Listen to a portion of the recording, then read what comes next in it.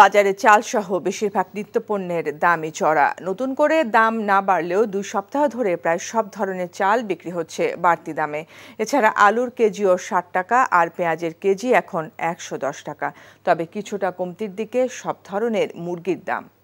হাসানুল শাওনের রিপোর্ট। গেল সপ্তাহে হঠাৎই দাম বেড়ে যায় সব ধরনের চালের।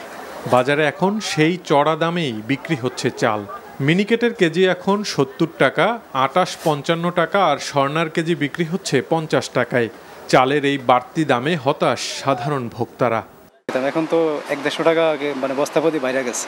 এখন তো মানুষের ক্রেতার ক্ষমতার ক্রেতার ক্ষমতার বাইরে সব। সাধারণ মানুষের তো এখন তো অবস্থা খুবই করুণ। বিক্রেতারা বলছেন সহসাই চালের দাম কমার সম্ভাবনা নেই। আর সাম্প্রতিক এই দাম বৃদ্ধির জন্য তারা দুষছেন বড় বড় কোম্পানি আর মিল মালিকদের। বড় বড় কোম্পানিরা করে, মিলাররা করে, তারা যদি স্টক না করে তা সারা বছর কিভাবে চালাবে? তাদের কাছে মনে করেন পর্যাপ্ত পরিমাণ ধান আছে, চাল আছে, তারাই কিন্তু বাজারটা নিয়ন্ত্রণ করে, তারা বাড়ায় উঠায়।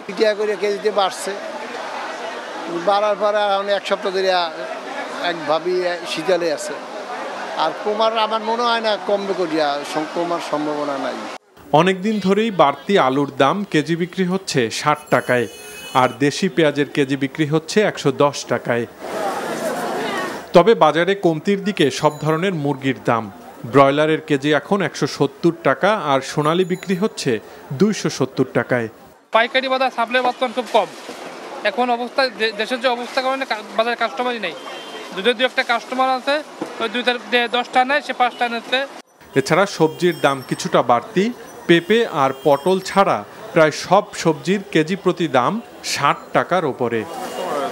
Hasanul Shaon, NTV news, Dhaka.